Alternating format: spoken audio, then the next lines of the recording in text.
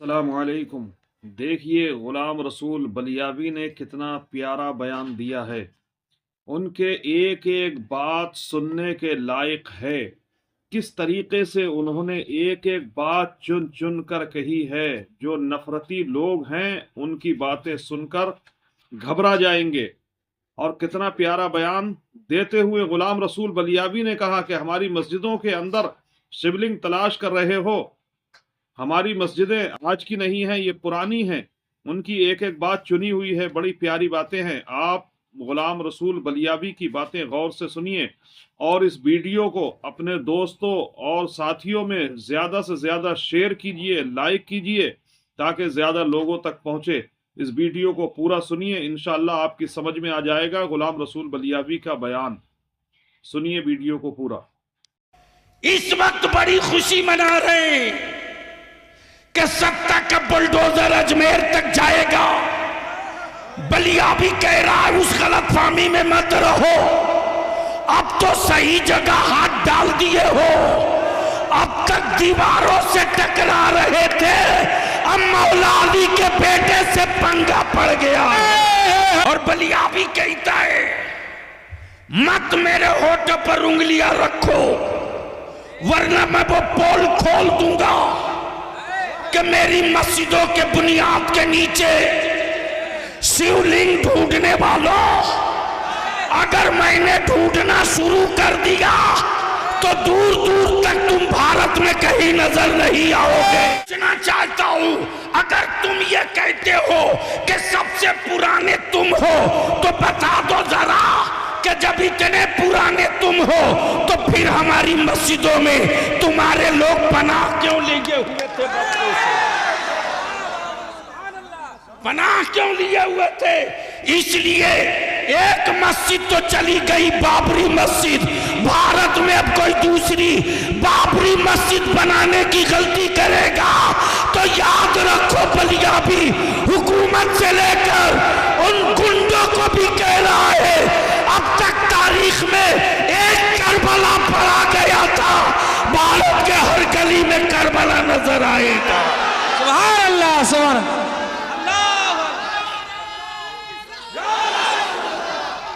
जिंदाबाद, लब्बाइक या रसूल अल्लाह। नारे तकबीर, नारे रिसालत। अरे मेरे ख्वाजा का हिंदुस्तान, मेरे ख्वाजा का हिंदुस्तान। अरे हिंदुस्तान का सुन्नी मुसलमान, अरे हिंदुस्तान का सुन्नी मुसलमान। हुजूर गाज़ी मिल्लत, हुजूर गाज़ी मिल्लत बलियावी साहब, नारे तकबीर, नारे रिसालत। बरसों बाद आज तेरी औलादों की औकात हुई जब तेरे बाप न ख्वाजा से हाथ मिला सके। याद दिला दूं, छठी का दूध याद आ जाएगा। लेकिन अगर चुप है तो बुज़दिल मत समझना, हम अमन पसंद हैं, अमन के झंडे को झुकने नहीं देंगे। हम फसादी नहीं है, हम अमन के अलमबरदार हैं। हमने औलादों को सब्र सिखाया है, हमने अपने बच्चों को शुक्र सिखाया है, हमने अपनी औलादों को मोहब्बत और मरुब्बत सिखाया है। और यही वजह है कि कुफ्र मुंह तकते रह गया, इस्लाम छप्परों में दाखिल हो गया। लेकिन याद रखना, मुट्ठी 12 लोग निकालो 1991 का वो कानून, निकालो 1947 का वो कानून जिसमें डिक्लेयर है कि 1947 में जो मस्जिद, जो मंदिर, जो गिरजा, जो गुरुद्वारा जिस पोजीशन में है उसी पोजीशन में रहेगा, उसको कोई चेंज नहीं कर सकता। लेकिन ये सत्ता और हुकूमत के पाले हुए विदेशी गुंडे, अमेरिका और इस्राइल के दल्लों, भारत के लोगों को धर्म के नाम पे नहीं बांट सकते। 800 साल हुकूमत किया, कहां थे उस वक्त? कहां थे? अब निकल के आए हो। 800 साल माने रखता है। अभी तो 100 साल भी नहीं पूरा हुआ, अभी तो 100 साल भी पूरा नहीं हुआ। कितने टुकड़े कर दिए। 800 साल जब हमारे बाप दादा ने हुकूमत की तो पाकिस्तान को वजूद में नहीं आने दिया, बांग्लादेश को कहीं से निकलकर अलग नहीं होने दिया। पेशावर से आगे बढ़ तो तन्हा तन्हा भारत वो मुल्क था। अगर चाहता तो आलमगीर औरंगजेब नाम बदल सकता था, नाम बदल सकता था, लेकिन यार इस्लाम वाला नाम नहीं बदलता है, नेचर बदल देता है। इस्लाम वाला नाम नहीं बदलता है, नेचर बदल देता। जो खुद ही नंगा हो वो दूसरे को कपड़ा पहनाने की क्या बात करेगा। लेकिन अफसोस उन पर नहीं मुसलमान, अफसोस तुझ पर है। करोड़ों रुपया तुम खर्च करते हो, हमें इससे मतलब नहीं कि तुम वोट किसको देते हो किसको दोगे। लेकिन इतनी बात बलियावी जरूर कहेगा, आखिरी सांस तक कहेगा। सबके लिए तुम सोचते हो, अपनी औलादों के लिए, तेरी औलादों के लिए कभी किसी ने सोचा? कोई सोचा हो तो बताओ। सबसे ज्यादा अगर भारत में स्टेट में किसी की हुकूमत रही तो सेकुलर कहलाने वालों की। अगर इन सेकुलर पार्टियों के नेताओं के दिलों में बेईमानी नहीं होती तो आज ये बिला वजह के जो कुकुरमुत्ते पैदा हुए हैं ये शायद नहीं होते। लेकिन इनको इत्मीनान से पाला गया ताकि मुसलमानों को डरा के रखा जाए। और बलिया भी कहता है, किस झाड़ी में पड़े हो। एक अल्लाह से डरने वाली कौम दुनिया में किसी और से नहीं डरती है। और डरेगा वो जिसे ना जाने क्या क्या बनने का डर हो। हमें कोई डर नहीं, इसलिए कि हम अब्दुल्ला हैं, अब्दुल्ला ही रहेंगे। डर उसको है, डर उसको है जिसके यहाँ कोई महशर नहीं है। हमारे यहाँ महशर भी है, शफाअत भी मुस्तफ़ा की है। आए आए आए, वारे मेरे आला हजरत, वारे मेरे आला हजरत। और याद रखना मुसलमानों, हजरत तो रोज पैदा होते हैं, आला हजरत कभी कभी पैदा होता है। वाह वाह वाह, सुभान। तवज्जो चाहो, आला हजरत। अब यहां रुक कर एक बात अर्ज कर दूं, इजाजत हो तो सुनेंगे? तो धीरे से बोल दो सुभान अल्लाह। तवज्जो चाहो। हजरत हजरी साहब तकरीर कर रहे थे, इसी बीच में एक साहब खड़े हो गए। खड़े हुए तो बीच में खड़े थे, मैं समझ नहीं पा रहा था कि ये किधर वाले हैं। मुसलमानों में भी कई तरह के लोग हैं, नाम मुसलमान है, रियल ये है कि वह है नहीं।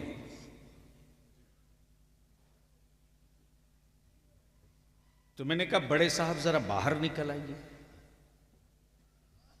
तो जैसे ही पैजामा पर नजर पड़ी तो मैं समझ गया ये किधर वाले। अब जैसे ही दिखे तो मैंने कहा फरमाइए क्या कहना चाहते हैं। बोले आप लोग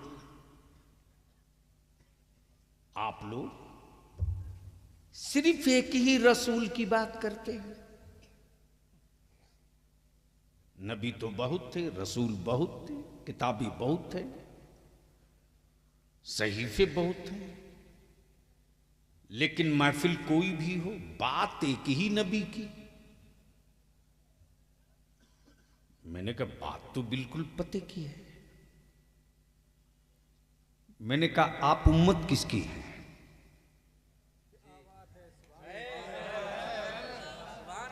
जोर से बोल लो, तवज्जो चाहो। बोले मोहम्मदुर रसूलुल्लाह की। मैंने कहा तो अब तो नारा तुझको लगा ही देना चाहिए, मैं उसी नबी की बात कर रहा हूं। वाह वाह वाह, सुभान अल्लाह। अंदर का खोट और अंदर का पाप बाहर आ गया। बोला कि फातिहे की महफिल आपके यहां होती है। मैंने कहा आपके यहां नहीं होती। तो कोई जवाब ही नहीं दे रहा। मैंने कहा मेरे यहां एक फातिहा नहीं है, रोज फातिहा है। अमन नमाज बगैर फातिहे की नहीं है। जोर से, ओए जोर से, सुभान अल्लाह। सूरे फातिहा पढ़ना ही पड़ेगा। जैसे ही मैंने कहा कि प्रॉब्लम बताइए बड़े साहब, दिक्कत क्या है एक ही नबी से?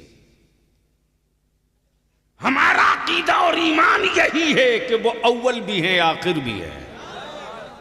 तवज्जो चाहो। वो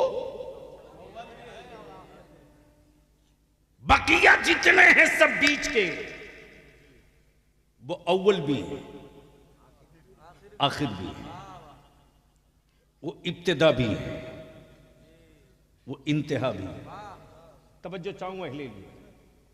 बोला नहीं बात तो ठीक है, लेकिन महीना मुहर्रम का हो तो उसी नबी की बात, जमादिल अव्वल हो तो उसी नबी की बात, हज हो तो उसी नबी की बात। मेरे कहने का मतलब यह है कि एक ही नबी की बात बार बार क्यों? आप लोगों का मन नहीं उकताता है? बंगला में क्या बोलते हो उसको?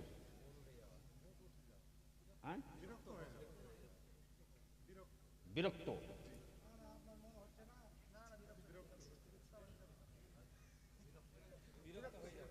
यानी आज भी हमारा देश जब इटली के लिए हाई कोर्ट में केस लड़ सकता है,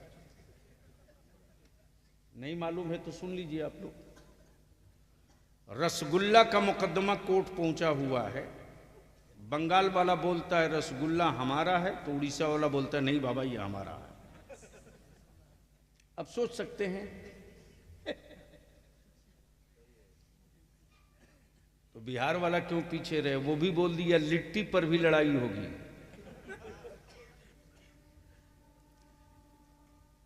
मौली साहब पूरे ताव में खड़े हुए बोले एक ही नबी की बात बार बार। मेराज की रात हो तो उसी नबी की बात, रमजान का महीना हो तो उसी नबी की बात, तीजा 40वां हो तो उसी नबी की बात, जुमा की तकरीर हो तो उसी नबी की बात। बार बार एक ही नबी की बात करते हैं, मन नहीं घबराता है? मैंने कहा बड़े साहब आपकी उम्र कितनी हो गई? तो बड़े मियाँ बोल पड़े मेरे क्वेश्चन से मेरी उम्र का क्या रिश्ता है? मैंने कहा जवाब इसी के अंदर है, इसलिए कि पल्ला आपको उससे पड़ गया है जो खांटी खांटी खूंटा ठोक कादरी है। समझो चाहो। बड़े मियाँ आपका एज कितना हुआ? बोले 60 साल। कितना? 60 ईयर्स। मैंने कहा एक बात बताओ बड़े साहब, पानी पीते हो?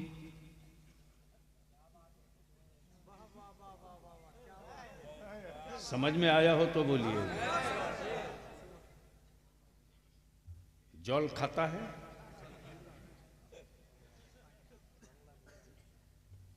भला साहब कैसी बात करता है? अगर पानी नहीं पिएगा तो पानी चढ़ाना पड़ेगा। मैंने कहा कभी चढ़ाना भी पड़ता है, कभी पानी उतारना भी पड़ता है। आज चढ़ेगा नहीं, आज उतरेगा। आज चढ़ेगा नहीं, तवज्जो चाहूं, उलमा समझ गए, आज चढ़ेगा नहीं। कितने दिनों से पी रहा हो बड़े साहब? बोले अरे साहब मत पूछो, जब से मां का दूध पी रहा हूं तब से पानी पी रहा हूं। मैंने कहा भात खाते हो कि नहीं? बोला कमाल है, भात छोड़ देगा तो कब्रिस्तान जाना पड़ेगा। मैंने कहा कब से खा रहे हो? बोला जब से खाना शुरू किया तब से खा रहा। पकड़ लिया गर्दन और टिटुआ। मैंने कहा हरामखोर, 60 साल से पानी पी रहा, वही एक ही पानी।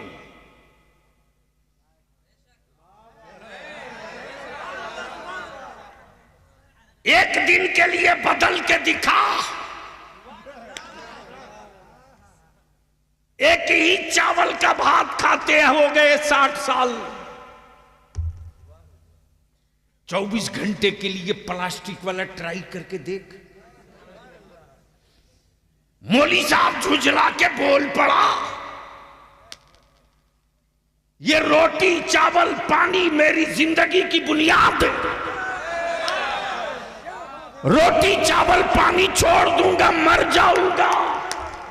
मैंने कहा तुझ में अहमद रजा वालों में यही फर्क है, तू रोटी पानी छोड़ दे तो तू मर जाए, हम मदीने वाले मुस्तफा का जिक्र छोड़ दे तो हम मर जाए। नारे तकबीर, नारे रिसालत, मसला के आला हजरत, मसला के आला हजरत, उलमाए अहले सुन्नत, हुजूर गाज़ी मिल्लत, जश्न दस्तार बंदी, नारे तकबीर, नारे रिसालत, कमलावारी, नारे तकबीर। अल्लाहुम्मा सल्ली अला सय्यदिना मौलाना मुहम्मदिन बारिक वसल्लिम, सल्लु अलैहि सलातुम व सलामुन अलैका या रसूल अल्लाह। बस यहीं रुक जाओ, यहीं रुक जाओ। कमलाबाड़ी और फूलबाड़ी के ईमान वालों यहीं रुक जाओ। आज के इस तारीखी इजलास में आने वालों, मान लो शरीर है, जिस्म है, हाथ भी है, आंख भी है, सर भी है, पैर भी है, सब है, सब है। रूह नहीं है, रूह नहीं है। हाथ उठेगा, बोल बोल बोल बोल, जबान बोलेगी, आंख देखेगी, पैर चलेगा, दिमाग सोचेगा, दिल धड़केगा, नसें हरकत में होगी। क्यों? सब तो है, सिर्फ एक ही चीज तो नहीं है जो दिखती भी नहीं। तवज्जो चाहूं, जो दिखती भी नहीं वही नहीं है।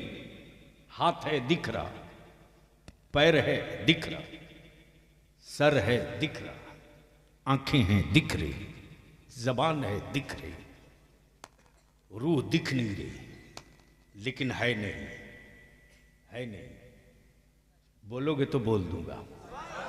ओए रंग में आके बोल दे, बोल दे। मैंने कहा जरी साहब है तो सब कुछ, है तो सब कुछ, सिर्फ रूह ही तो नहीं है। बोलिए ना, आंख देख क्यों नहीं रही, हाथ उठ क्यों नहीं रहा, जबान बोल क्यों नहीं रही, पैर चल क्यों नहीं रहा? तो अजहरी साहब बोल पड़ेंगे सब हो, रूह ना हो तो न पैर किसी काम का, न हाथ किसी काम का, न आंखें किसी काम की। रूह के बगैर जिस्म बेकार। यही से मसल के आला हजरत का अकीदा बोल पड़ा। रूह के बगैर जिस्म बेकार, हुजूर के बगैर सारी इबादतें बेकार। वाह वाह वाह वाह।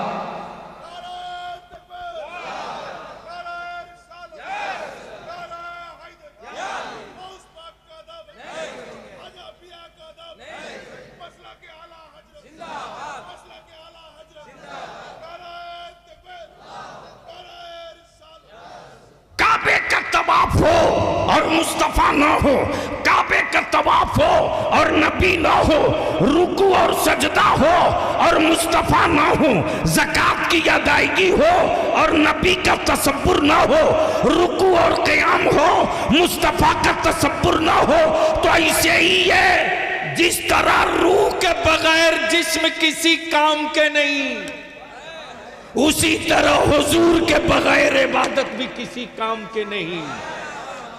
अब इसको इसी जगह थोड़ी देर के लिए रोक लो। आप कहोगे कि बलियाबी साहब झगड़ा किस बात का है, कहोगे ना?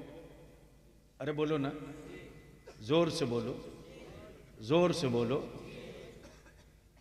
तो चाहे मेरी जमात का हो या किसी और की जमात का हो, बुखारी तो सबके यहां पढ़ाई जाती है। जोर से बोलो, जोर से बोलो, तवज्जो चाहो।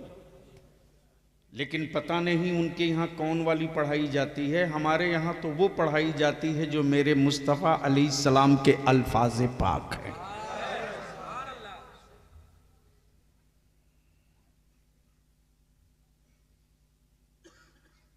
बैठ जाओ, बहुत अच्छे आदमी हैं, एक दो को और साथ लेके चले आना। एक बार धीरे से बोल दो, अरे मोहब्बत से बोल दो। मैं क्या कह रहा था?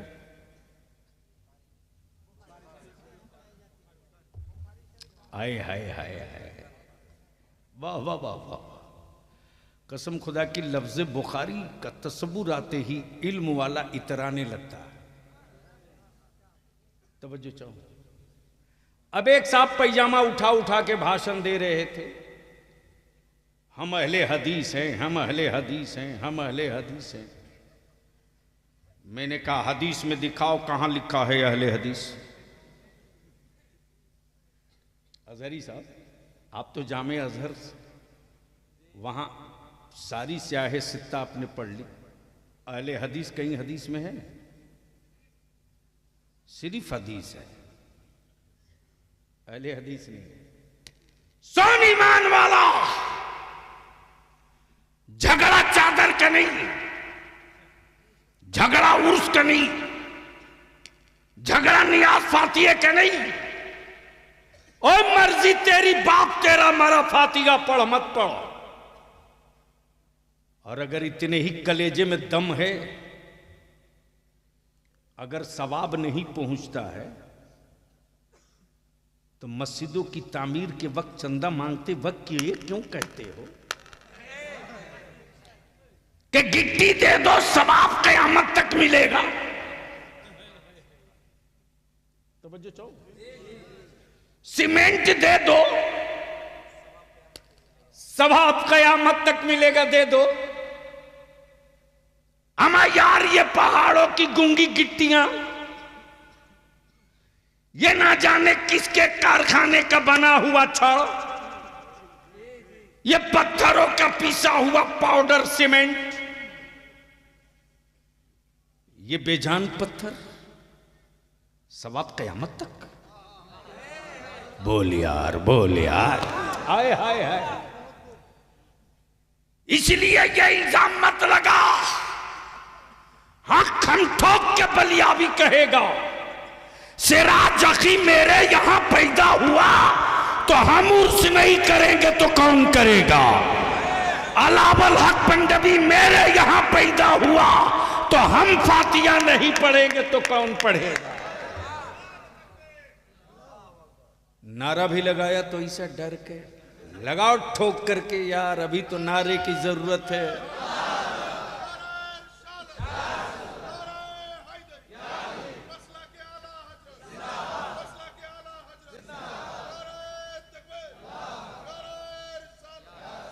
ईमान वालों, इस वक्त खुफिया मीटिंग कर कर लड्डू बांटने की तैयारी हो रही है, सोशल मीडिया पे देख लेना।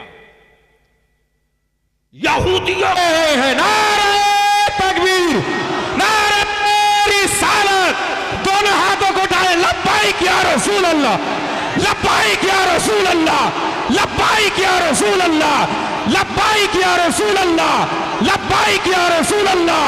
नारे तकबीर, नारे रिसालत। अरे ख्वाजा का हिंदुस्तान, अरे ख्वाजा का हिंदुस्तान, हिंदुस्तान का सुन्नी मुसलमान। नारे तकबीर, नारे रिसालत, हुजूर गाज़ी मिल्लत, मुफक्किर इस्लाम, नारे तकबीर, नारे रिसालत। और आज तुम जो सोच नहीं सके हो वो तेरे बाप दादा सब करके निपट के देख चुके हैं, पानी बंद करके देख चुके हैं अंजाम। तवज्जो चाहूं, अहले स्टेज की तवज्जो चाहूं, पानी बंद करके अंजाम देख चुके हो। और गरीब नवाज के लेट जाने के बाद अजमेरे मोहल्ला में पावर भी देख चुके हो। ना चाहते हुए भी चादर भेजनी पड़ती है। अब तो धीरे से बोल दो और जोर से। या और सी बात है कि इंडिया में मेरी चादर ओढ़ने में शर्म आती है, लेकिन सऊदिया में दुपट्टा ओढ़ लेते हैं, कोई टेंशन नहीं होता।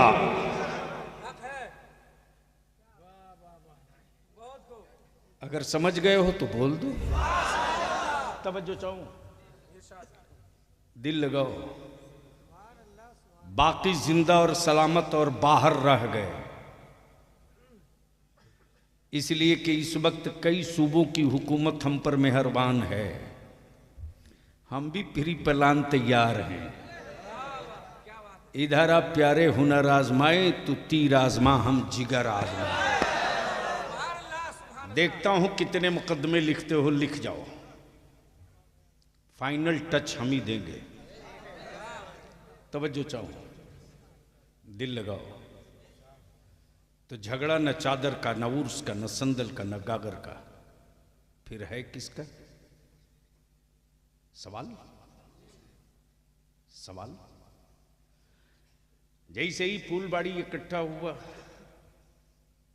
कमलाबाड़ी, फूलबाड़ी, और भी कोई नाम है हजरत?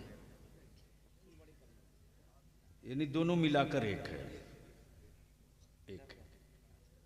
यानी पूरब पश्चिम 1 2। बंगाल में एक ब्लॉक है ही नहीं है। यानी इतना डेवलप किया कि एक ही वीडियो पर 2-2 ब्लॉक को कवर किया जाता। लेकिन जो बेचारे, जाहिर सी बात है, लेकिन बिहार में रिजल्ट पढ़िए, देखिए। तेरे एक बलियावी ने सिर्फ हल्का सा टच किया, हल्का सा। हर साल 30, 35, 40, 2 साल पहले 60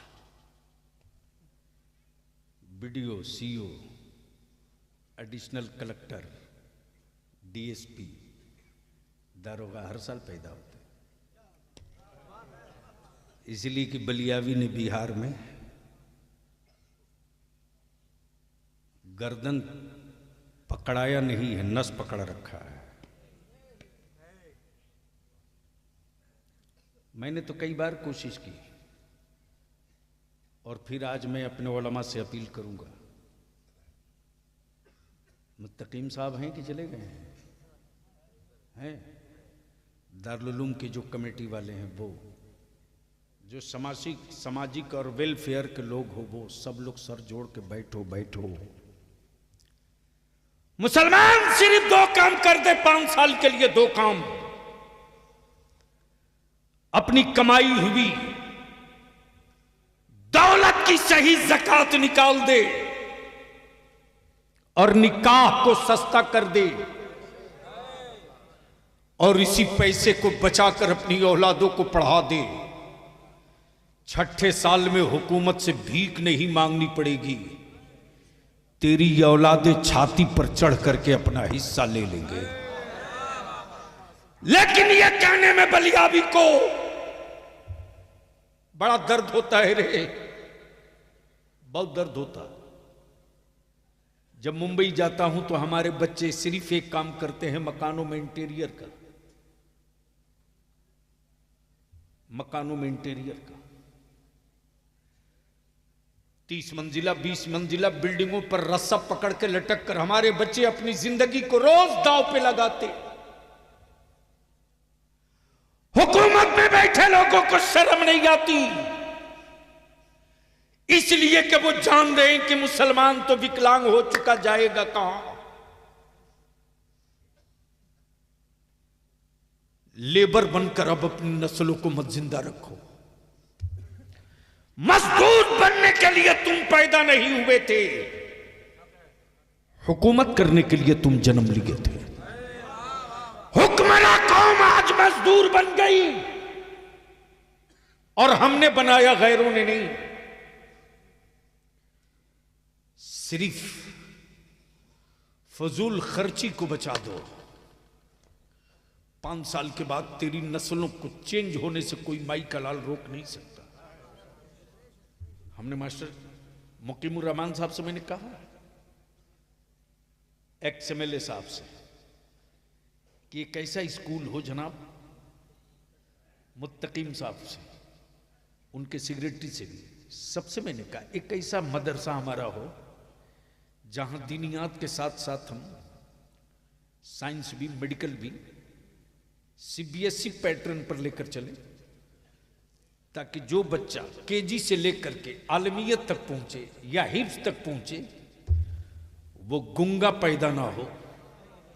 जिस जगह खड़ा हो जाए वहीं औकात बता दे और बोल दे कि अब तक तूने मदरसों की दीवार देखी थी, अब मदरसे की तासीर भी देख ले। इसके लिए जमीन की जरूरत है। और अजहरी साहब, मैं गुजारिश करूंगा कि एक मीटिंग पूरे उलमाए अहले सुन्नत की एक मीटिंग बुलवाइए, मैं टाइम दूंगा। आज चांचल में भी बैठक के लिए आज लोग आए थे, हजरत मौलाना अताउल्ला साहब भी थे और हजरत अल्लामा मुफ्ती ताहिर साहब मिसबाही चांचल से। इसलिए कि ये जितना बड़ा इलाका है उतने ही टारगेट पर है, और इसके लिए कोई न दीदी काम आएगी न दादा काम आएगा। अगर नस्लों के काम आएगा तो मदरसे का बाबा काम आएगा, बाबा। तो झगड़ा किस बात का है बता दूं? अरे बोलो ना, अरे बाप बहुत देर बोलिए, 1:45 बज गया।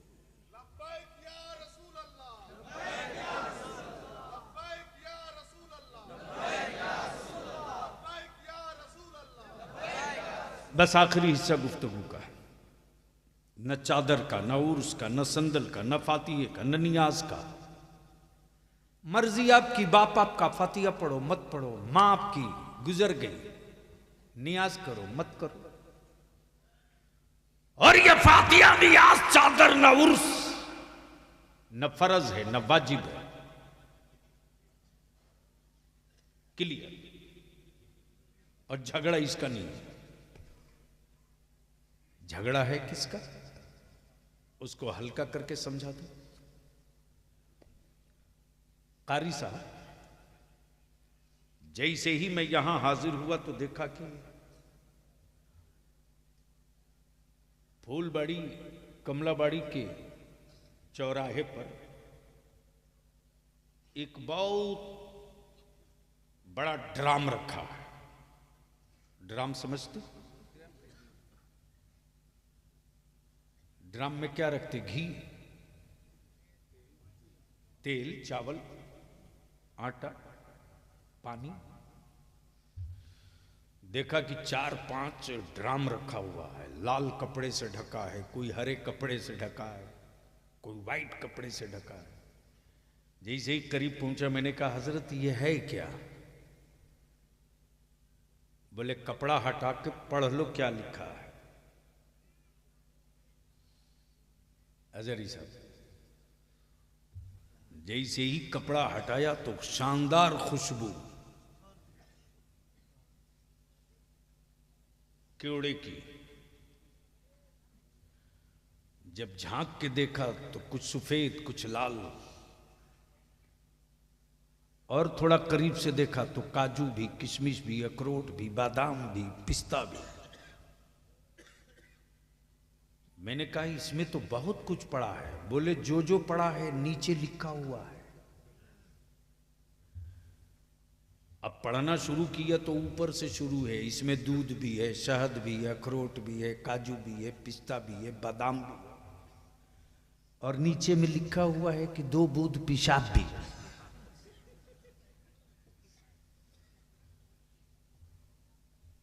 बहुत दिल लगाना। ऐलान किया जा रहा, पियो, दूध भी, काजू भी, पिस्ता भी, बादाम भी, अखरोट भी, सब, लेकिन पढ़ लो। 100 लीटर दूध में 2 ही बूंद तो पेशाब था। ईमान से बोलो, पेशाब मिला हुआ कोई समझ जाए या सुन ले या लिखा हुआ पढ़ ले तो पिएगा? अरे जोर से बोलना, हजरत पिएगा? 100 लीटर में 2 बूंद कोई माने तो रखता नहीं है, पिएगा?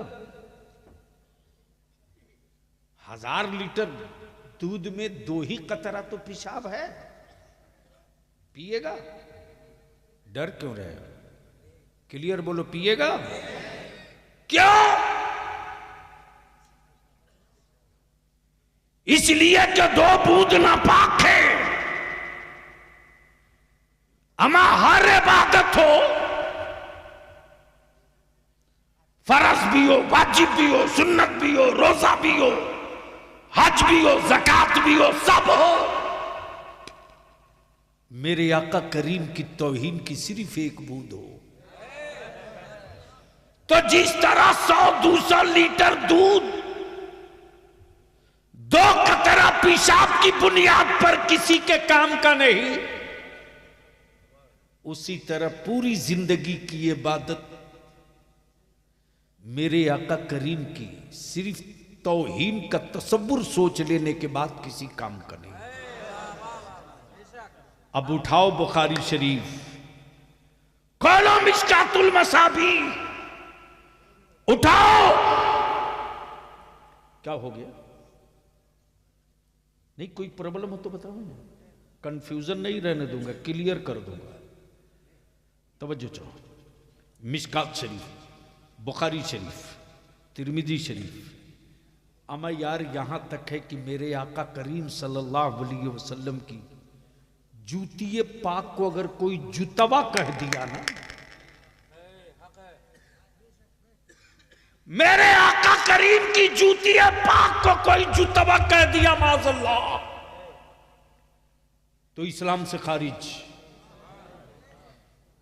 ईमान नाम है मुस्तफा के एहतराम का, और जो हर वक्त हर लम्हा रहे सैयदना अबू बकर सिद्दीक रज़ियल्लाहु ताला अन्हु। जब सहाबा ने पूछा है अबू बकर तुम ही बता दो मुस्तफा का आकाए रहमत का मेयार और आकाए दो जहां है कैसे, तो सैयदना अबू बकर सिद्दीक कहते लोगों इनके जैसा पहले कभी नाखों ने देखा हो तो बतावे कि वैसे हैं, ये तो ऐसे हैं कि बादज खुदा बुजुर्ग तुई। किस्सा मुख्तसर। क्या लाया भैया? यहां मत दो, यहां मत दो, मदरसे में देना, मदरसे में देना। और सुन लो, हेलो, इस इलाके में ये बीमारी बहुत है। एक सेकंड, आप कुरान शरीफ देने से पहले पूछ लो कि कौन सी किताब दें जो बच्चे पढ़ सके, ठीक है? और आप लोग ले जाओ। आप लोगों से भी गुजारिश करूंगा कि हर मस्जिद हर मदरसे में कुरान शरीफ लोग ले जाकर देते हैं, दीजिए, अच्छी बात है, लेकिन वो किताब दीजिए जो ज़्यादा से ज़्यादा बच्चे पढ़ सके। बुखारी शरीफ दे दो, तिरमिजी शरीफ दे दो, मुअत्ता इमाम मोहम्मद दे दो, बैहक़ी शरीफ दे दो, जलालैन शरीफ दे दो, ताकि वो बच्चे हमेशा पढ़ते रहें, ठीक है? जब वो पढ़ करके हदीस मुस्तफ़ा कहीं मैदान में खड़े होंगे तो वो सुनाएंगे और तुमको सवाब भी मिलेगा। इसलिए ज़रूरत क्या है वो पूछ करके किताबें दो, अल्लाह ताला कबूल फरमाए। तो बस आखिरी हिस्सा गुफ्तगू का एक बार धीरे से बोल दो सुभान अल्लाह, सुभान अल्लाह, और जोर से। हजरत क्या एक मीटिंग बुलाई जा सकती है? इस पर लोगों से एक मशवरा कीजिए और रमज़ान शरीफ से पहले पहले एक मीटिंग हो जाए।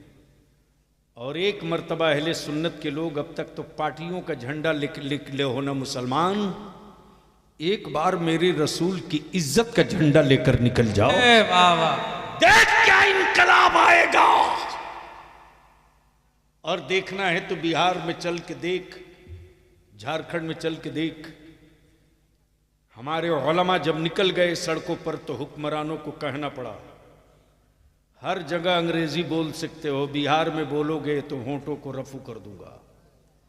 इसलिए मैं इल्तिजा करूंगा हर मस्जिद के सदर सिगरेटी से और हर मस्जिद के इमाम से, ये मत सोचिए कि यूपी की बीमारी बंगाल नहीं आएगी, बहुत जल्द आने वाली है। इसलिए उसके लिए जब आ जाए तब दवा ढूंढिए, ये कमाल की बात नहीं है। कमाल की बात यह है कि बीमारी पैदा हो उससे पहले बीमारी को मार दिया जाए। इसके लिए मैं इल्तिजा करूंगा पूरे मालदा के उलमाए अहले सुन्नत से, अगर वारिसे अंबिया का ताज सर पे रखे हो और आलिम हो तो हक आलमियत अदा करने के लिए छोड़ो मसल्ला, पकड़ो मैदान, निकलो घरों से, आओ सड़कों पर, सर जोड़ के बैठो और खतियान से लेकर कागज तक, रजिस्टर 2 से लेकर के रजिस्टर 1 तक सारी दलीलें जमा करके एक कंपाइल करके डॉक्यूमेंट्री तैयार कर दो, ताकि जिला के कलेक्टर को दे करके रिसीव करा के बता सको कि फला जगह की मस्जिद के ऊंचे मीनारों को देखकर अगर किसी के पेट में दर्द हो तो उसको दवा यहीं से आप दे दीजिएगा।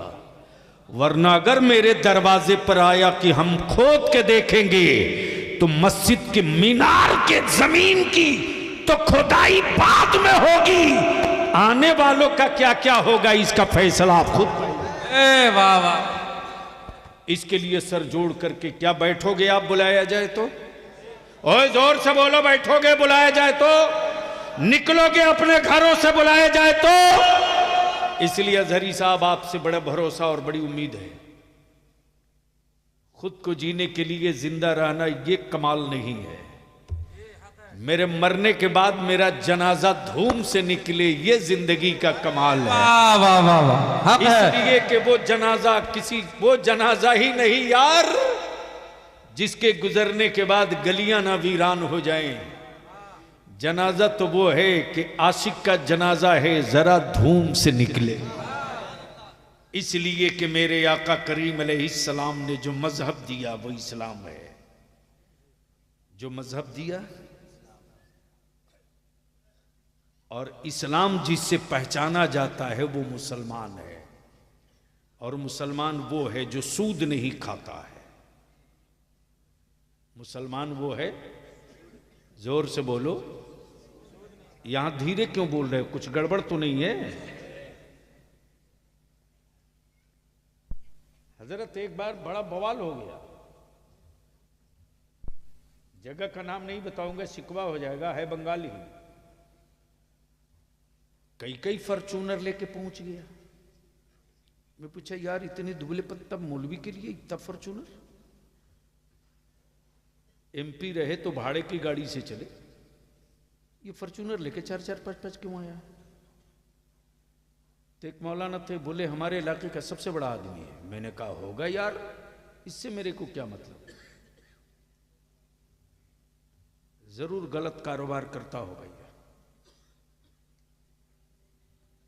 जब तह में गया तो पता चला कि जनाब सूद का बड़ा कारोबारी है। याद रखना मेरे अजीज, जो तुमने कमाया है साल भर में, जो तुम्हारे पास बची हुई रकम है, इतने पैसे के वैल्यूएशन की बची है कि 7.5 तोला सोना, 52.5 तोला चांदी के बराबर अगर तेरे पास कैश हो, या 7.5 तोला सोना या 52.5 तोला चांदी की कीमत या चांदी हो तो आप पर ज़कात वाजिब है, और सैकड़े में 2.5 रुपया आपको देना लाजमी है। रमज़ान का महीना सामने आ रहा है, अपनी कमाई का हिसाब करके एक जगह इकट्ठा कर लो। मकानों की छत की गारंटी, पिलर और बीम है, तेरी दौलत की हिफाजत की गारंटी ज़कात है। अगर अपनी कमाई का पाई पाई का ज़कात, हजरत मैं क्या बताऊं, बनारस का वाकया है, मेरे आंखों देखा। इसके बाद तो बलियाबी की आंखें खुशियों से छलकने लगती। एक बड़े सेठ के शोरूम में आग लग गई, शोरूम में, और कोई साड़ी जो सबसे कम पैसे की साड़ी थी वो 7,000 की। 7,000 से शुरू है, 5 लाख तक की एक एक साड़ियां थी, यानी कई 100 करोड़ का वो शोरूम था। रात को टेलीफोन कर रहा है, मार्केट का कोई पहरेदार, सेठ तेरे शोरूम में आग लग गई। सेठ फायर ब्रिगेड को फोन नहीं कर रहा, पुलिस स्टेशन फोन नहीं कर रहा, सेठ अपने मुंशी को फोन कर रहा और कह रहा कि देख कहीं ज़कात की रकम हमने कम तो नहीं निकाला है। बोल यार, बोल बोल बोल, तवज्जो चाहो, हिसाब कर। भाई कह रहा दुकान से शोले निकल रहा, कारा निकलने दे। मेरा ईमान है, ईमान, कि जितने माल की मैं ज़कात निकाल चुका हूं, आग की औकात नहीं है कि उस माल की शक्ल और सूरत ही आग बदल सके। हिसाब करने दे। मार्केट में लड्डू बट रहा था गैरों के यहां की, फला अब्दुल्ला सेठ की पूरा शोरूम जल गया। अब तो यह खड़ा नहीं हो सकेगा। जैसे ही 1.5 घंटे के बाद उनके मुनीम मुंशी जी ने रिपोर्ट की, फोन किया, कहा ज़कात की पूरी रकम निकाल दी गई है, 16 रुपये की ज़कात की रकम बच गई थी जो अदा नहीं हो पाई है। कहा चल अब दुकान का और शोरूम खोल। देखा ज़कात का कमाल देख। जब खोला गया तो सिर्फ पापोश जला था। बोल यार, बोल बोल, सिर्फ पापोश जला था। न किसी साड़ी का रंग डिस्कलर हुआ, न कहीं धुएं का असर पहुंचा। शोले निकलते रहे, आग पड़ोस में लगी, सिर्फ पापोश जला। तब सेठ ने कहा मेरे अल्लाह, ज़कात की अदायगी का इनाम हमने दुनिया में देख लिया। मेरे आका करीम ने गारंटी दी है कि जिस माल की ज़कात अदा की जाएगी, न वो माल लूटा जा सकता है और वो न माल कभी तबाह हो सकता है। इसलिए मैं इल्तिजा और अपील करूंगा कि ज़कात की रकम देते वक्त मदरसा जामिया मोहम्मदिया मदीनतुल उलूम के एक बच्चे की खुराकी एक आदमी ज़कात की रकम से ले लो। 2 बच्चे की खुराकी, एक खुराकी 5,000 मान लो, तो ज़कात की रकम अगर आपकी 20,000, 25,000 या 1 लाख निकले तो सबको दे, लेकिन एक बच्चे की साल भर की आप खुराकी ले लो। और मैं जामिया मोहम्मदिया मदीनतुल उलूम के असातिज़ा से और अराकीन से अपील करूंगा कि सिर्फ मौलाना बनाने से मसले का हल नहीं है, सिर्फ हाफिज बना देने से मसले का हल नहीं है। वक्त और हालात ये कह रहे हैं कि अब हाफिज के साथ साथ वकील भी बनाने की ज़रूरत है और हाकिम भी बनाने की ज़रूरत है।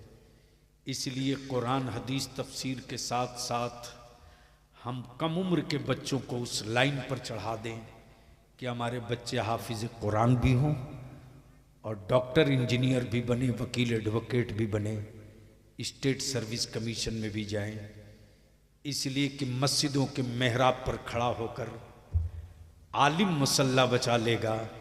पढ़कर बच्चे जब पावर का कलम हासिल कर लेंगे तो जिला और कलेक्ट्रेट में खड़ा होकर के मस्जिदों का मीनारा बचा लेंगे। वाह वाह वाह। यार जिंदा सोहबत बाकी, वाखिर दावाना अनिल। एक वसूल है, इस्लाम एक नजरिया है। इस्लाम आखिरत का पैगाम दे। इस्लाम वहदहू ला शरीक की वहदानियत की बात बतावे। सुना आपने मौलाना गुलाम रसूल बलियावी के बयान को। एक एक बात चुनी हुई है, कोई बात में शक व शुबा नहीं है। बहुत प्यारा बयान आपने दिया है, बहुत सोच समझकर आपने बयान किया है।